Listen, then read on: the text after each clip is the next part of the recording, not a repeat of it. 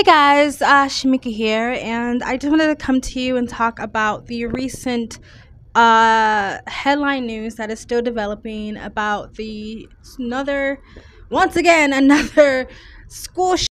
It's really sad and tragic, and I wasn't really sure if I was going to talk about this because I'm kind of disgusted when people make situations like this political and our side's better than your side and this is the fault of that side.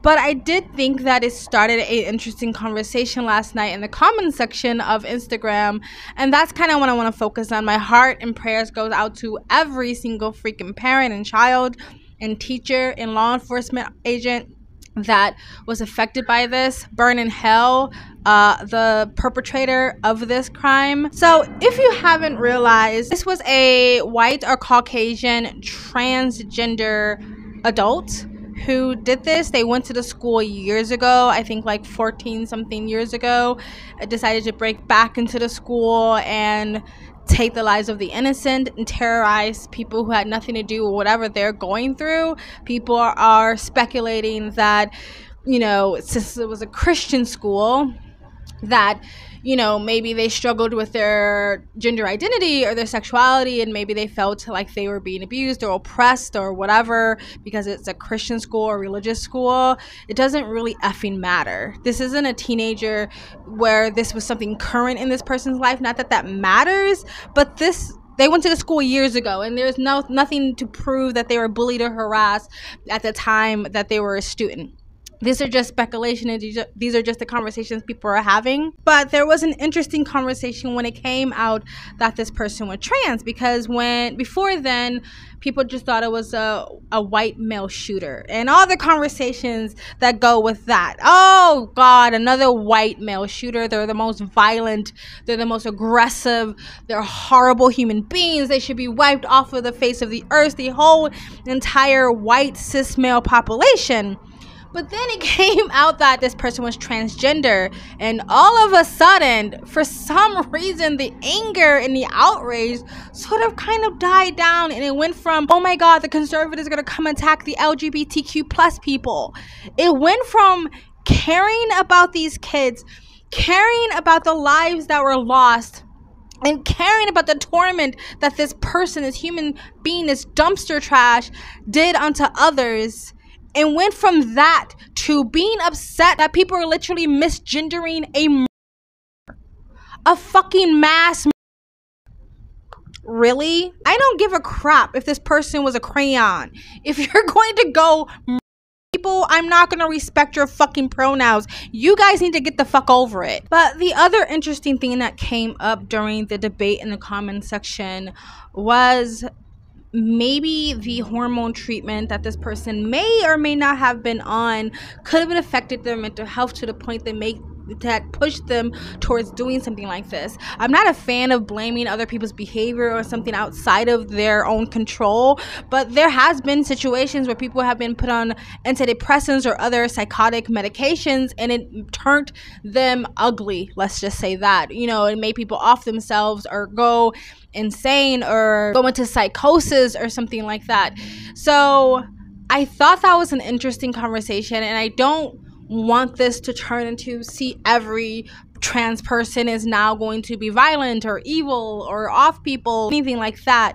But if you listen to some of the D-trans testimonies, if it was a young girl that is mostly young adolescent girls who are going into this crazy trans trend and taking hormones and medication and shutting off their puberty and getting their breast removed and all that stuff, if they take a large amount of testosterone, because another thing that we have seen from these either progressive doctors or doctors who are just afraid to speak up, that it doesn't take a lot. There's not a lot of gatekeeping. That's what the trans activists hate to hear, gatekeeping, because for some reason, if you are trans or you have gender dysphoria, it should be the only thing that you can self-diagnose, and a doctor is not allowed to step in and give them their medical expertise. But okay. But anyway, we've seen that there's not much gatekeeping, and they not only do very little gatekeeping, they kind of just give you the most, right? If you want the most amount of testosterone possible because you want to hurry up and spearhead your transition, they will do that for you. They will grant it for you because you are literally self-diagnosing yourself. And so if you're giving someone a large amount of testosterone to a body, to a system that was never meant to have that amount of testosterone, then what happens, according to some detrans testimonies, is that they become really aggressive and very angry all the time and snappy and starting to have anger issues, feeling a little bit out of control, a little bit like they're having mental health issues. And then when it comes to the reversal, if it's a male giving a lot of estrogen, it can trigger them having mental health issues like depression or anxiety, because unfortunately females are more prone to depression and anxiety. We just deal with it in different ways than males. But again, this is not to say every trans person, whether they are trans man or trans woman, is going to be violent or aggressive. I think this is individual basis, but I think it's a conversation that should be had, whether the not gatekeeping of these chemicals and these testosterone and estrogen that they're giving these young kids is appropriate or not. Is it going to affect their behavior or their mental health? And if stating the fact that someone's white is appropriate, and for some reason stating it's the race or the gender of someone when they commit crimes, this is a very normal thing. If someone goes to rob a bank and they are male and they are Asian, they will mention that. Why, if that's okay, then why isn't it okay to mention their gender identity or their gender expression if it's trans or not? This person didn't identify as a biological male or a biological female. They identify as trans. That is their gender identity. So why do people have such a big issue with that being the title, the headlines of to identify the criminal? Why is that a big problem with people? And if so, shouldn't we just eliminate all of it then? Because again, when people just thought it was a cis white male, haha, it's all fun and games. I mean, the tragedy is not fun and games, but people were very freely and openly screaming how terrible white men are, and that is no surprise that it was just another white male. But soon as they were trans, all of a sudden it's crickets.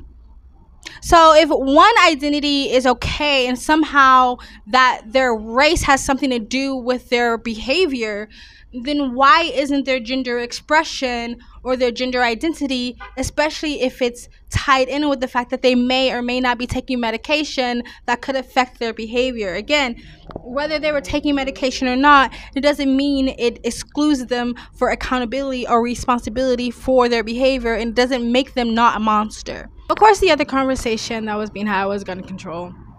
I mean, to be fair, it was nice to see that wasn't the majority of people. The majority of people in the comment section where I was not screaming gun control, because I think people have now maybe hopefully educated themselves and realized there is lots of gun control in America already.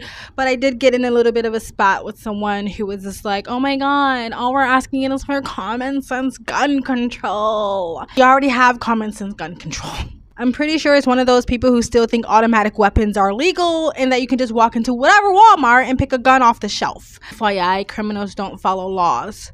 So no matter how many more gun laws or policies or gun control that you do have, criminals are still not going to follow them. I think it's really sad that because politicians are very well trained and they know the trigger words and language to use to get people riled up and on their side. They can say, gun control, gun control, gun control, and people are like, yes, people could, we need more gun control, instead of doing the hard work and figuring out why crime is so much on the rise, even though like they've made the law so fucking loose. It seems like they want criminals to be running wild on the streets and then defunding the police and then taking your weapons and telling you to fucking deal with it. Why is crime so on the rise? Why is mental health so much on the rise? Fix the fucking system, fix society, fix the community, fix the homes, help people fix the homes.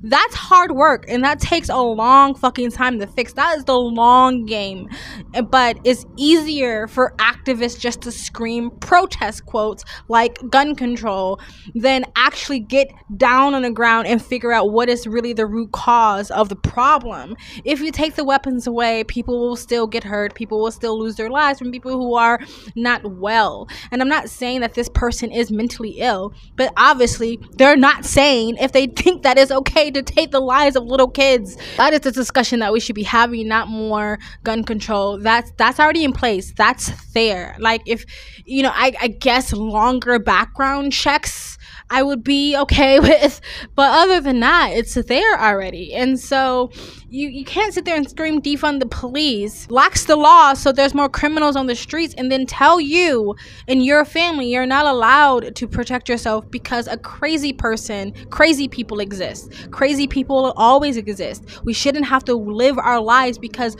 crazy people or mentally unwell people or people with no hearts or psychopaths are out there. They're always going to be out there, and we shouldn't have to cater to them. You know, the laws should be protecting the majority, not catering to the minority.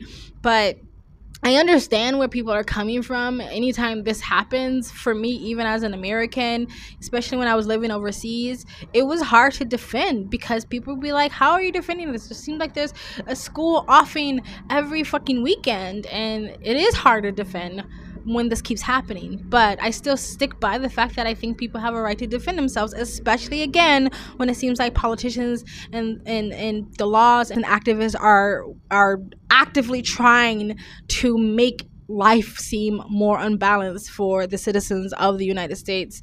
But anyway, that was one of the things that was being spoke of. Anyway, guys, that's it. I'm not trying to make this a political thing, a left-right thing. I just thought it was an interesting conversation. Long debates last night on in the comment section of Instagram with all the intellectuals go and hang out. But you guys let me know what you think. Do you think them being trans has anything to do with them whatsoever? And I would probably lean to probably not.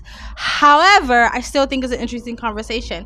But do you think them being trans has anything to do with it? Do you think them being trans plus any medications or hormones they were taking has anything to do with their behavior? Do you think the identity, whether someone's black, white, or a man or a woman, should be identified in headline news when someone commits a crime? I think so. But what do you think? Because again, if one is important and people tend to feel like someone's race is important to their actions of the crime, or someone's gender is important to the actions of the crime, what about being trans? Is that not important? Anyway, just let me know in the comment section what you think.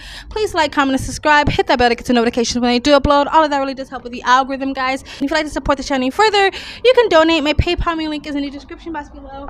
Also in the comment section. Of course it helps, but you don't have to. You can just like, comment, and subscribe. The way you can support this channel is either join my brand new membership program or visit my brand new merch shop. Links down below, and links to all of the alternate platforms I'm on, my socials, my Twitter, my Rumble, my Minds.com, my Odyssey, my Discord, and all the links to all the other YouTube channels I have is in the links down below, in the description box, in the community tab, or any about page of this channel. And if you like, you can super thanks. I also have a second travel vlog channel. I travel as a lifestyle. I live abroad. If you'd like to know where I am in the world, you can go to the description box below, and also in the comment section, hit the link, go subscribe to my travel vlog channel, and or follow me on my travel Instagram. My stories is usually what's up to date. And you guys have an amazing day. Bye.